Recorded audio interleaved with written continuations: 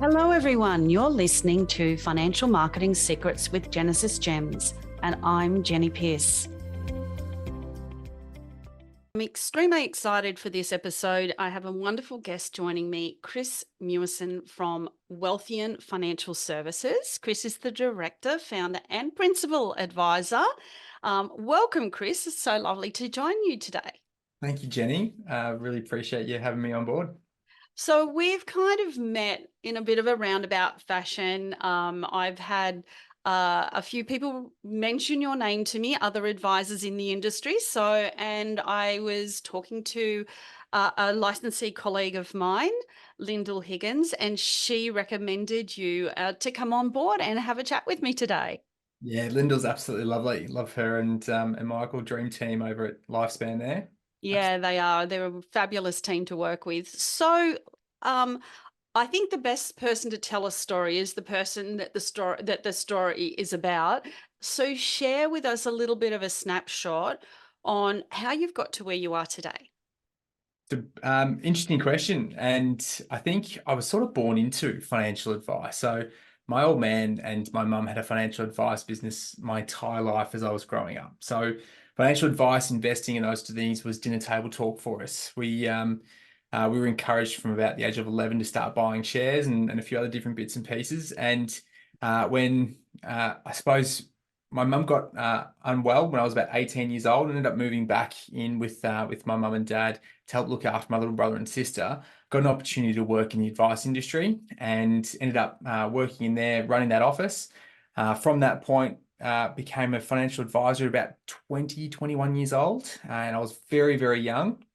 And probably had no place trying to give investment advice and superannuation advice as a 20-year-old. So I really started out in the insurance side of things, built up knowledge, built up experience, that sort of stuff, and ended up merging practices with my old man in about 2014, 2015, and then ended up finalizing that, finishing that up, and sold out of that business in 2018. Moved up to the Whitsundays, and the idea behind Wealtheon was born in the trip from I suppose between Dubbo and Nanango, if you've ever driven that road. Oh, And that's cool. yeah, my wife and I were sitting in the car talking about if I was able to get back into financial planning, because at that point I'd quit. I was burnt out, completely sucked up and used up and spent.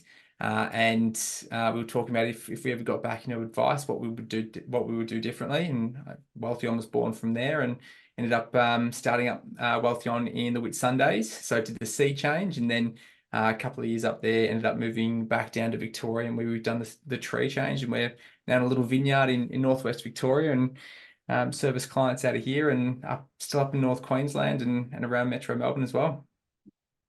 There's so many little data bites in that little prelude there that I almost don't know where to start.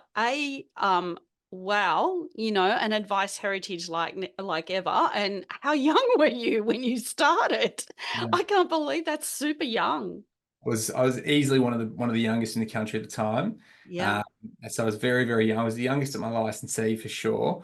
But yeah, it's a pretty interesting thing where I'm 32. I was 32 a couple of weeks ago, and I've been doing this. I've been giving advice since 2012. So I'm 32, and I've got nearly Wow. 12 years of experience under my belt. Wow, that's just mind-blowing actually, isn't it? Really? Gosh, yeah, I mean that's almost a podcast episode in itself, just the journey. And wow, Whit Sundays to regional Victoria, sea change to tree change.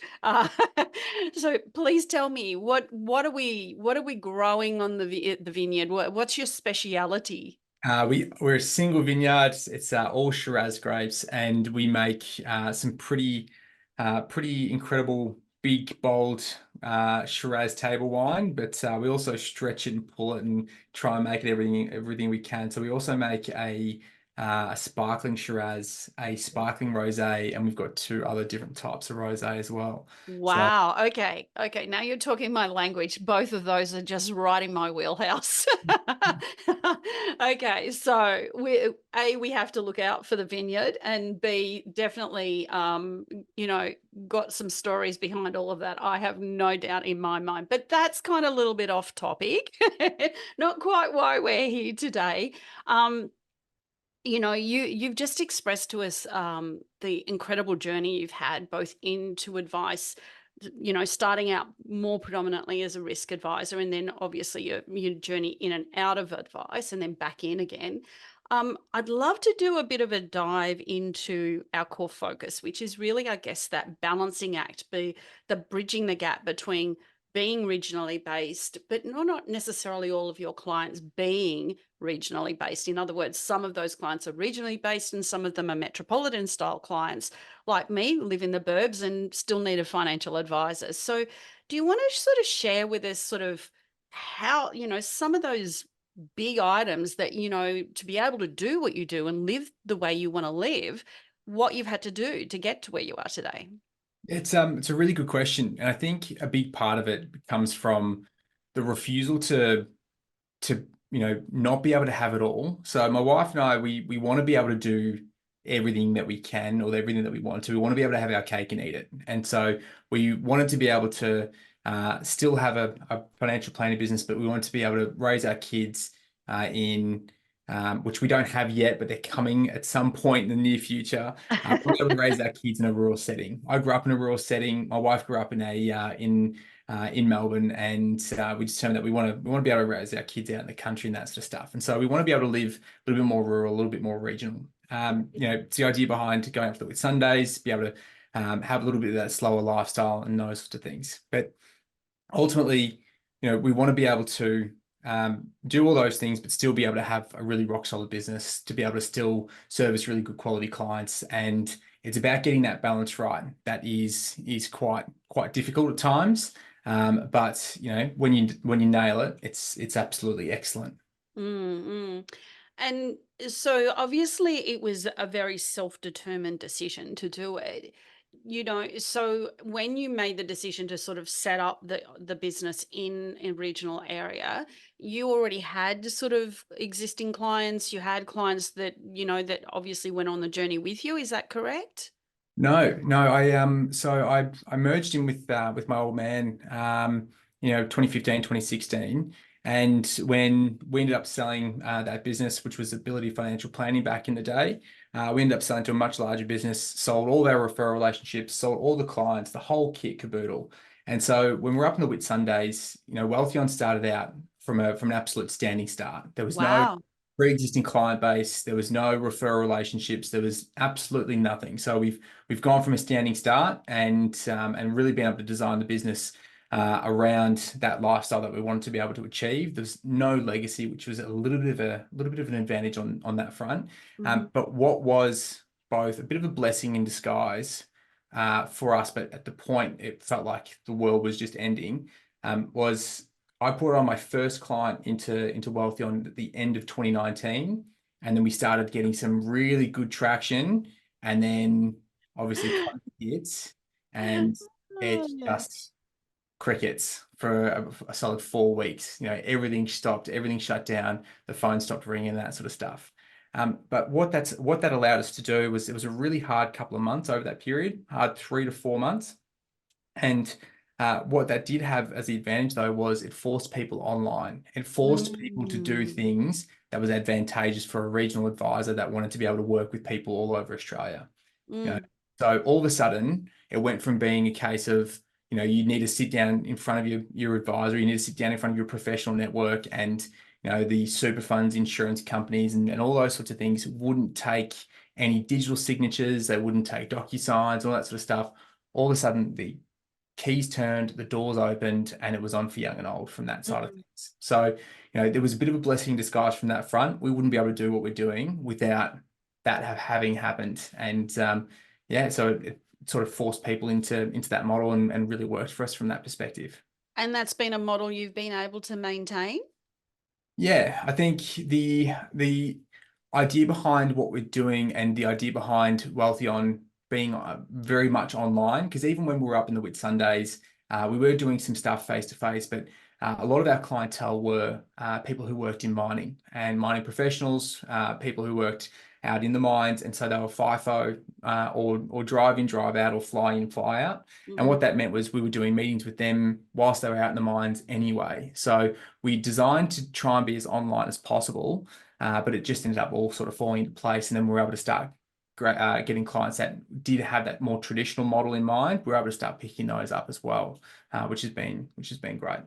So when you kicked everything off, and obviously that we, had the drama of COVID and all that sort of thing, but prior to that, when you launched Wealtheon, had you really invested in sort of building some infrastructure, or was it sort of as you said, you were standing start, but obviously being, with intention to be, be regionally based, did you know that you had to go and build some infrastructure, or was it really COVID was the trigger point?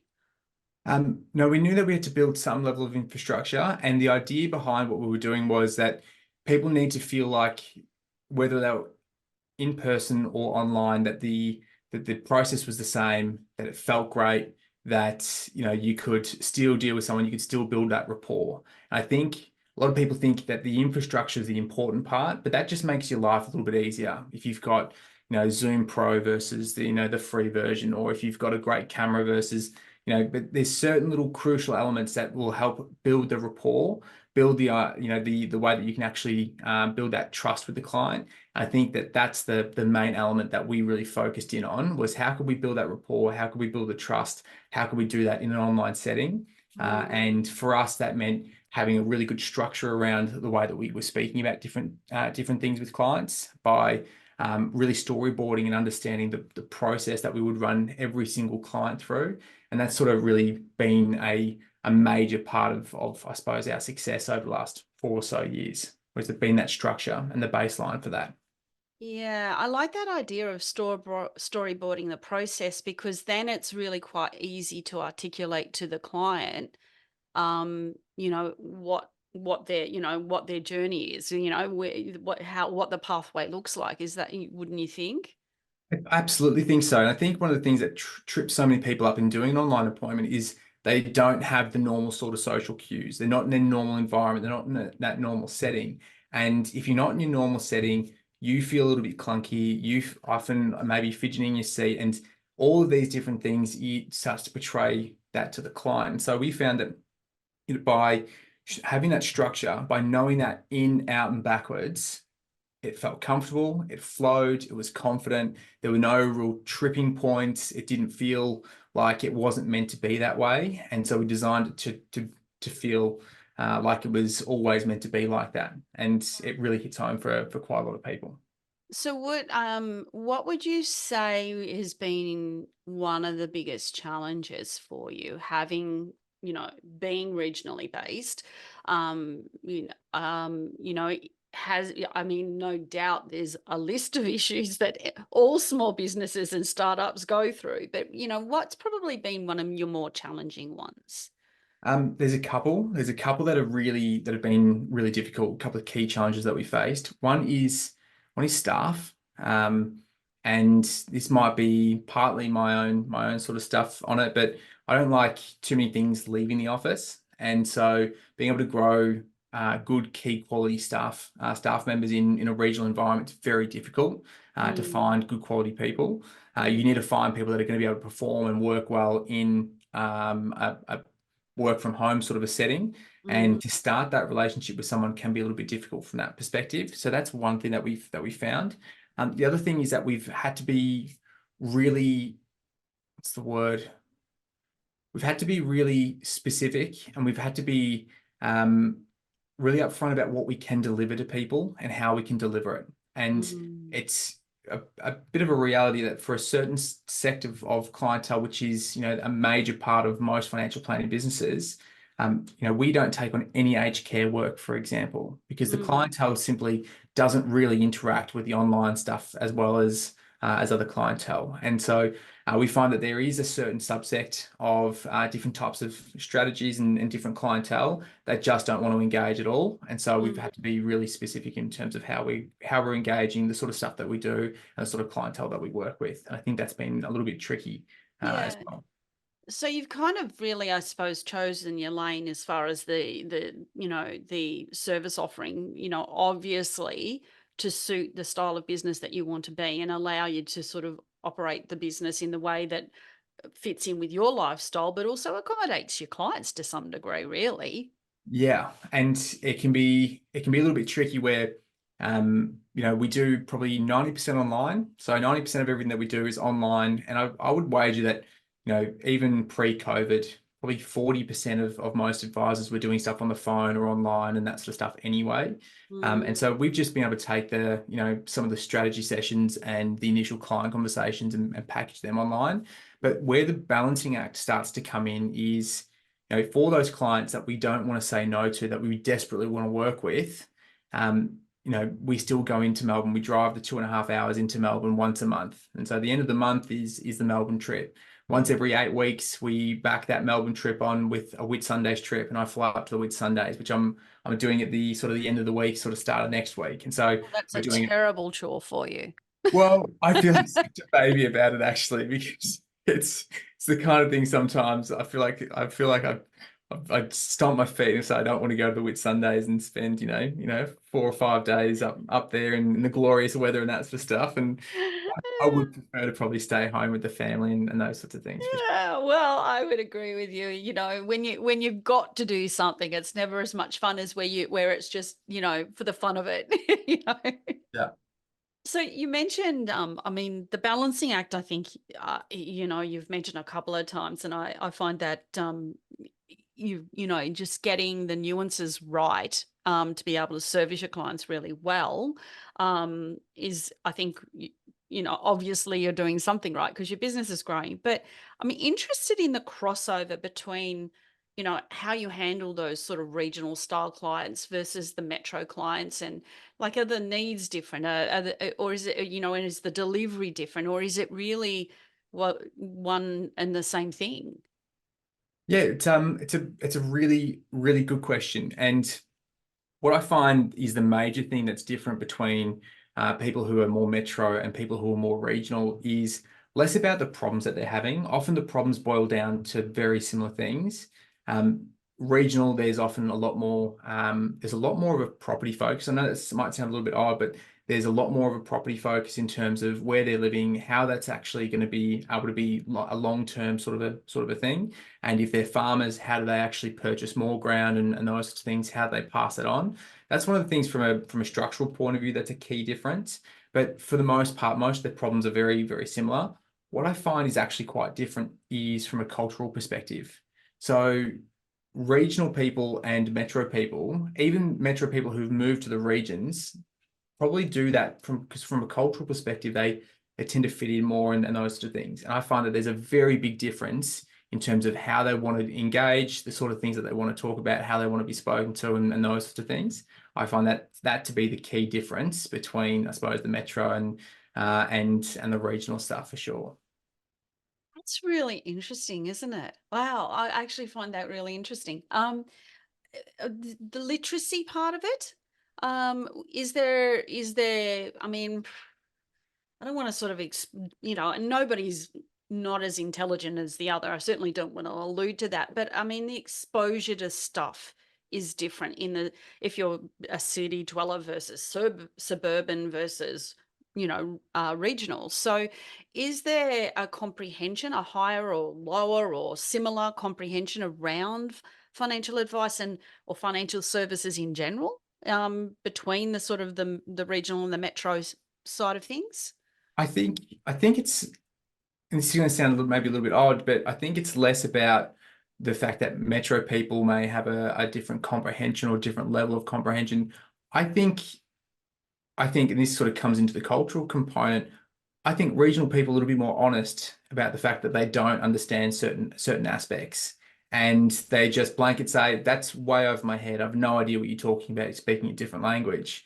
Whereas other people will, sort of will sort of go along with it and just nod their head and agree. Where, we as a financial advisor and at Wealtheon, we've realized that most people, when it comes to financial services, and the reason why they're engaging us is because they don't understand it. They either don't understand it, or they don't have the time to understand it, or they, just want someone to be able to do it for them and help them out with it. And so the way that we sort of structure all those conversations, whether it's that regional or that metro, is that we use things like pictures. We draw people out with the open-ended questions. We build out models, and we make sure that everything is pretty similar. So that way, when someone says, "I don't get it," we don't just accept that, or they just say that we do get it. We don't just accept it either way. We actually go through the process. We draw out the picture, and we say, "We need you to understand it," and sort of say it back to me, so that way you understand what we're doing and why we're doing it. And when you can compel that side of things from people without it feeling like it's a chore, I think that's where you've started to really turn the corner. Yeah. I like that idea that, I guess if you have everybody at a standing start and you take them down the path, then they're all learning it, and they all learn it. We all learn at different paces. I've, you know, remember in the very early days of becoming involved in the financial services sector, thought I'd go and do the DFPs, and sort of got, I think, to my third subject and went, I am never going to be a financial advisor. What am I doing? You know your lane and you stick in it, and that's why you have really good friends that are financial advisors, and a daughter that's a financial advisor. So I figured it out really quick. But I think when it comes to being a recipient of financial advice, we all like to think we know stuff, but we all really don't know as much as we think we do. And you've sort of adopted a principle that, look, you may think but here's what we know, and you take them on that journey. And I think that's a great idea. Well, and an example that I would use is whether or not you're working with someone who's a professional or someone who's a sheep farmer, right? For the most part, they're probably running similar businesses in some respect, right? They're doing similar things in a lot of different respects. They just don't see how those things are similar. And if you've got someone who's wanting to take on more of an asset base, they want to be able to grow their investments, they want to be able to do these different things, but then you go through a risk profiling process, you go through a risk capacity and a risk tolerance process, and they don't come out as where they probably need to be over time. Mhm. It becomes one of those things where you can start to pull people along and grow their education piece around it. And the more that they understand what it is that you're doing with them and for them, the more they trust you to be able to do that with them and for them, and the more buy-in you get over time, and the more you're able to do with them over time. It feels Yeah. like if you bring them on that journey, it just is a value stack for people over the long term. Yeah, I love that. I really think that's brilliant. So, um, we've sort of talked about, the crossovers, we've talked about the balancing act. And, obviously the businesses, from 2019, Wealtheon's been pumping along. So what have you done in regards to marketing? Do you actively market? Are you, do you want to attract a particular type of client? Like, what have you actually chosen to do as a business, or is it really just all been word of mouth? Um, we've done a couple of different things with limited success. Some things have worked extremely well. We found that we built out something called a partnership program, which has just worked beautifully in terms of being able to engage with referral partners and start to build that side of things out. And the other side of things that I suppose we look at it across three different components. One is our online presence and what we're doing from an online perspective. And the way that we look at the online piece for us is it's less about trying to attract, here, there, and everywhere, and people are Googling and trying to find us and that sort of thing. And more so, the online presence for us is all around, when we have someone who does get referred by friends and family or one of their referral partners, that's when they find us online, they're going to do their due diligence. Everything is a green light, and it just looks excellent from that perspective that, we're real, that we're here, that we're doing all those sorts of things. Mhm. So that's been our online drive. And I feel like we wasted a long time trying to build online clientele through webinars and ads and those sort of things. And nothing that we were able to do really sort of stuck well from that perspective. Mm. We get a little bit of traffic from like a Google My Business and those sorts of things, some online traffic from that side of things. But I find that I suppose the success of those sorts of clients coming on board is less than clients that are referred. So the first two is that online component and the partnership program that we run. And the third component is identifying our advocates, working with our clients and really putting all the support behind them that we can. So that way, when they are talking about good outcomes that they've had, or they're talking about us, we're giving them all the weapons in the arsenal to be able to talk about all the things that they want to, that they've been able to do, that they would like to do, and sort of being able to include us in the story behind it. I feel the one thing, having obviously done my research, I do think one of the things that I feel you've done particularly well is evolve your brand voice. So it's quite easy to see from my perspective, whether I was in suburban Sydney or whether I was living in, rural Victoria, it's quite easy for me to see, who you like to work with, and those advocates. It's really evident to me. So was that an intentional thing, or sort of just something that just has evolved for you?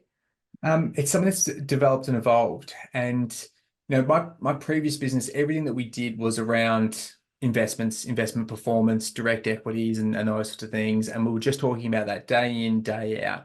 And so everything that we've talked about with Wealtheon is all around client outcomes, strategies, and goals, intentions, and those sorts of things. And when you're doing that and you're trying to identify who you like to work with more and more, we've taken that as being, and that's the thing that's evolved, is that we've identified the clients that we love working with, the clients that think that we're great, the clients that we think they're great, we get along well with, and those sort of things. And it just starts to snowball from that perspective. And you find your niche over time, and you start to, really fill those gaps with those people, which has been Mm, mm. I suppose in some ways I'm so super duper impressed that you live on a vineyard and that you're also running a financial advice practice. So I guess in some ways you're exemplifying what can be achieved, that you can live in your dream location and still be hugely success and have a hugely successful career in another zone, in another area or another expertise, can't you? Well, and I think that comes down to the reason why we're doing what we're doing and how we're doing it. We're not necessarily tied to the vineyard here. Like we didn't want to be tied to the Whitsundays, but we wanted the business to be able to suit our life. And one of our core ethoses, throughout Wealtheon is that life is more important than work, and life is more important than money. And we sort of, epitomize that through life over work is sort of our core sort of saying. Mm, And we wanted to be able to show people that you can have your cake and eat it too. You can do the mm, things that you want to love doing now. You don't just have to wait and wait and wait forever.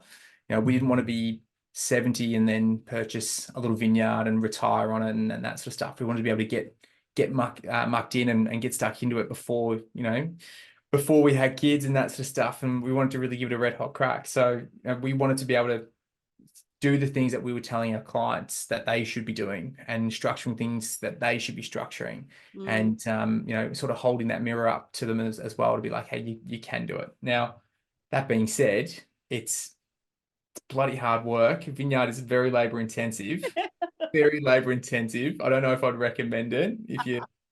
Or I thought it'd be a lot more relaxed than it was, but no, I've had to learn a lot being a small farmer for sure. Oh, do you have a cellar door that you get, or are you not, you're not that advanced? You have the cellar door, so sipping on the profits? Well, we sip on the profits, that's for certain. But it's more so we don't have a cellar door open just yet. That's sort of in the pipeline. We've got some of the infrastructure and that sort of thing, but we go and do like a couple of weeks ago we did the Pyrenees and Earth Festival. In a couple of weeks we're going to do the Grape Escape, and so we Wow. do festivals and stalls and that sort of stuff, and we sort of sell that way. But That's yeah, cool. That's so yeah. cool. Okay, so we already know that the cellar door's coming, so we know that's on the horizon. What's on the horizon for you in the business, over the next couple of years? Where's Wealtheon going? Yeah, so that's been developing and developing and developing. Now I'm lucky enough that that I get to work with my wife, and she is my business partner in the vineyard and in Wealtheon. I'm doubly especially privileged that she's bloody excellent at what she does as well. And so we're trying to figure out exactly what that looks like for us over the next five to 10 years. And Mm. ultimately, we want to be able to keep Wealtheon in a similar sort of a pace that it is. So we're not a huge business. There's us two, and we've been able to create some extreme efficiencies through our processes and those sorts of things. We've been able to do some really incredible stuff from a review process, and we've been able to do it with just the two of us, and we've still got some decent capacity. So the Oh, idea good. for me is for us to build that process until we're sort of at 80 to 90% capacity, then bring in another advisor. Want to be able to then start building them out in terms of having them in their own sort of silo within Wealtheon, and ultimately would like to bring in maybe 4 to 5 different advisors, and just have a nice little business, and you know Well, have you've that heard it here first. rolling over what's next door. Okay, we'll just remind you, 5 to 7 years from now, we'll just dial up this podcast episode and just go, okay, how are you tracking? Well, and I think for me, a big part of it, I'd love to be able to bring advisors in, bring them through their professional year, and Yeah.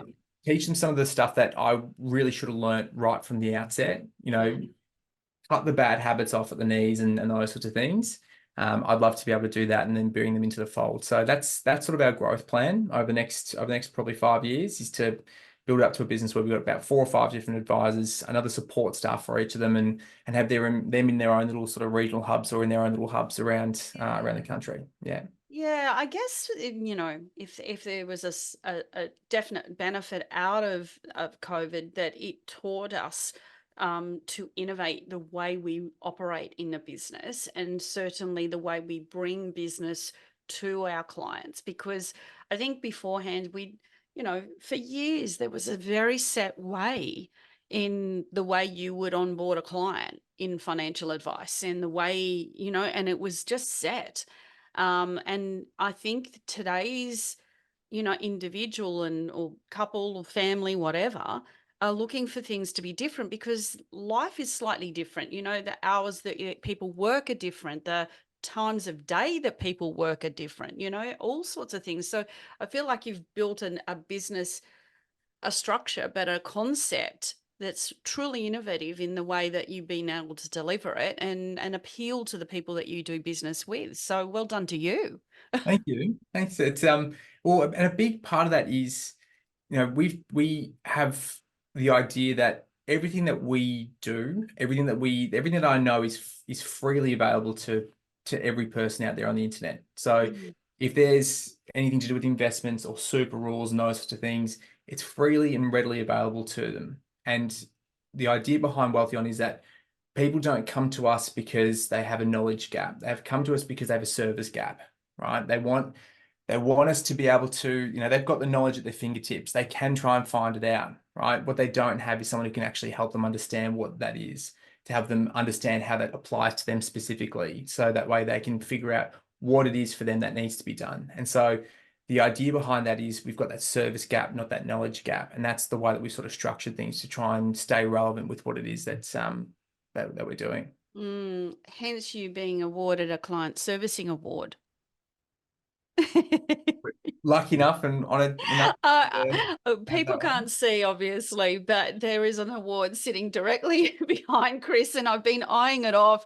And I do have one the same shape, but not for the same reason. But you did win the client servicing award with the IFA Excellence Award, so not all that long ago, really. Not long ago, and 2023 we won the Australian Small Business Champion Awards as well. So there's a couple of nice little accolades, but A yeah, little we're bit of always evidence that you must be doing something right.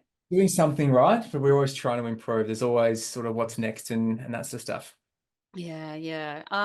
Look, I guess for me, we've covered a fairly big gambit. If I was, whether I'm an up and coming advisor or whether I'm an existing advisor, and I'm thinking about a tree change or a sea change, I mean, what would be some of the key things that you would say to them, like that you need to take on board to be able to establish a business remotely? It's a great question. I think the first one is you've got, and I feel like this is said to death across advice, but it's one of the most fundamental parts of what you can do to have a business and for it to be relatively successful, for it to do okay. The first thing I think that you need to do if you're looking to do something along these lines is you need to know who your audience is and who your client is. You need to understand who they are, who you're speaking to, what it is that you're servicing, who you're servicing, and how you're going to service them. And Mm, if you can do that from an external location, if you can pull that off, great. That's absolutely excellent. mm, But again, yeah, if you're not able to actually do that and pull it off from 200 kilometers away or 500 kilometers or 3,000 kilometers away, then it's just not going to work right down the line. mm, First thing would be that is to know who your audience is. The second thing is to build efficiency and build your processes, because when you work alone or you work on out from home all the time, it can be easy to be lazy. I think it can very easy to be a little bit lazy and things get missed and that sort of stuff. And so build out your processes, make sure that nothing ever gets missed from that perspective. And the third thing is embrace the technology. It's going to be your savior. It's going to be the thing that takes you from a 7 out of 10 to a 10 out of 10, and it's going to make everything that you do so much more workable and allow you to service clients in an easier way, for sure. mm. So know who your clients are, know how you're going to deliver it, and use all the resources at your fingertips to make sure that they get what they deserve. Yeah, and be able to do it in an efficient fashion. Because Mm, probably something I should have mentioned before, one of the things that can be difficult is actually more costly than you expect to be able to service clients from afar. mm. You do the trips in and out here and there. It can be very expensive to service some of those clients. Yeah, yeah. Oh, well, that's true, because that's that's a physical cost to be out. I mean, goodness, I remember the days when I would be traveling every 2 weeks, and just the downtime out of your business is crazy. Yeah. I think that's the advantage of having a truly remote, truly online business. But there are times where, sometimes you've just got to put your face in front of somebody and be able to extend your hand. So, it's getting that balancing act, as you say. Yeah.